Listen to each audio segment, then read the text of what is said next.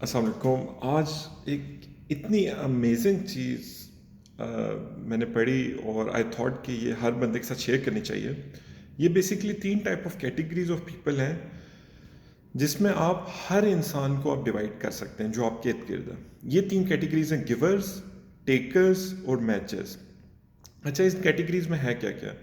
جو گیورز ہیں basically they are always trying to give more than they receive, بلکہ in most of the cases they are not even keeping a count, اور they are always trying کہ وہ maximum possible giving and پہ ہو سکیں، اور they are not keeping a score. اور یہ giving and in all kind of relationships ہوگا، ان کی پروفیشنل لائف میں، ان کی پرسنل لائف میں، ان کی فیملی لائف میں.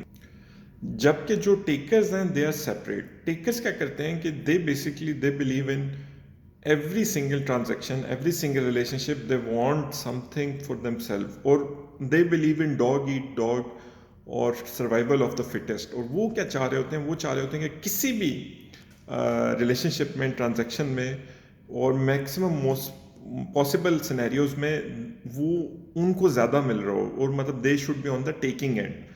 اور تھرڈ چیز ہوتی ہے میچز. میچز کیا کرتے ہیں؟ یہ آپ کی ریسیپروسٹی کو یہ ریسیپروکیٹ کرتے ہیں کہ مطلب اگر آپ نے ان کی مطلب آپ نے ان کی ہیلپ کیا تو وہ بھی آپ کی اتنی ہی ہیلپ کر دیں گے.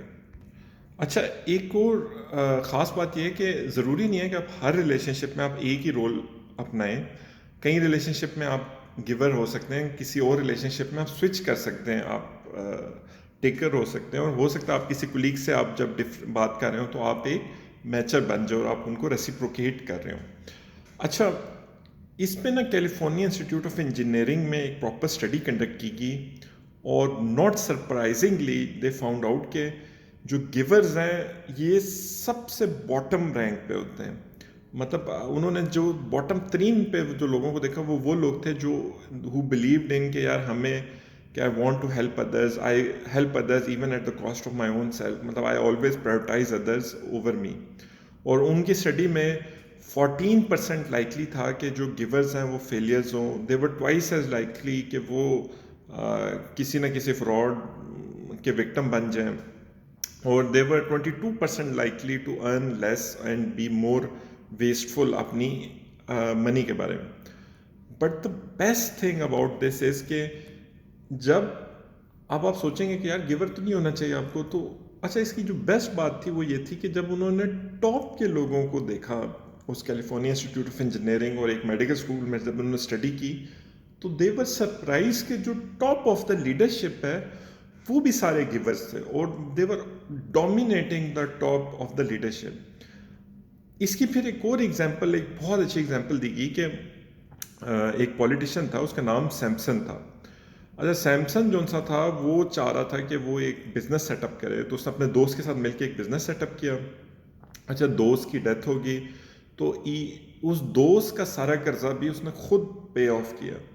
اور بیسکلی وہ بائی پروفیشن لائر تھا، اور لوگوں نے اسے کہا کہ آپ کو ایک قرضہ پے آف کرنے کی ضرورت نہیں ہے، لیکن اس نے کہا نہیں کوئی بات نہیں، یہ میں سمجھتا ہوں کہ یہ مجھے اس کا قرضہ اتارنا چاہیے، کیونکہ اب اس کی فیملی کو اور کوئی بندہ بھی سپورٹ کرنے کے لیے تیار نہیں ہوگا.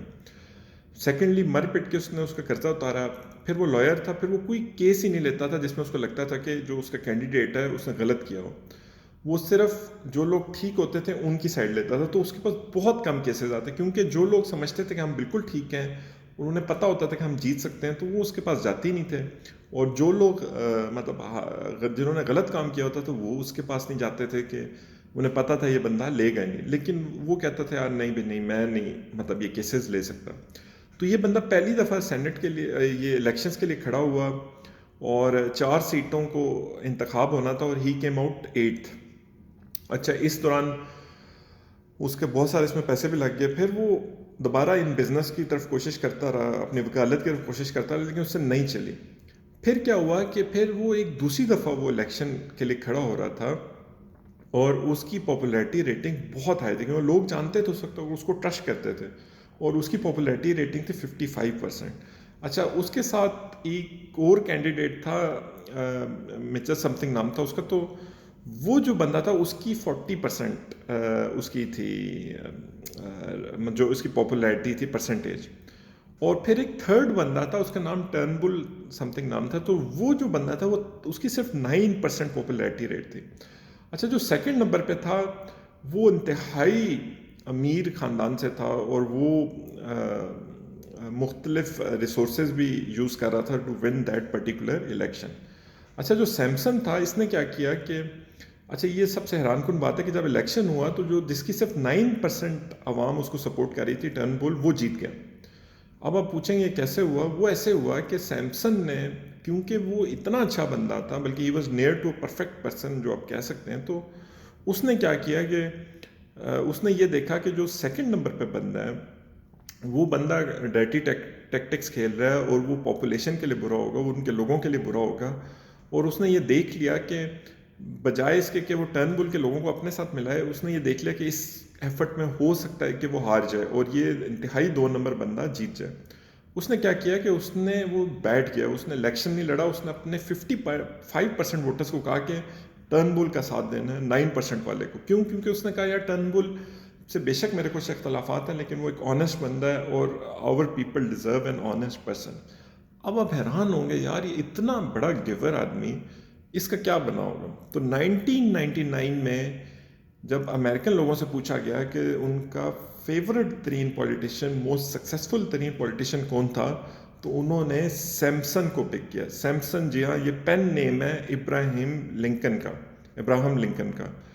اور this is something that you should know کہ بعد میں پھر اسی ٹرنبل اور انہی لوگوں نے اس کو اتنا ساتھ دیا کہ اس کو انہوں نے پریزیڈنٹ بننے میں اس کی ہیلپ کی ڈائریکٹ.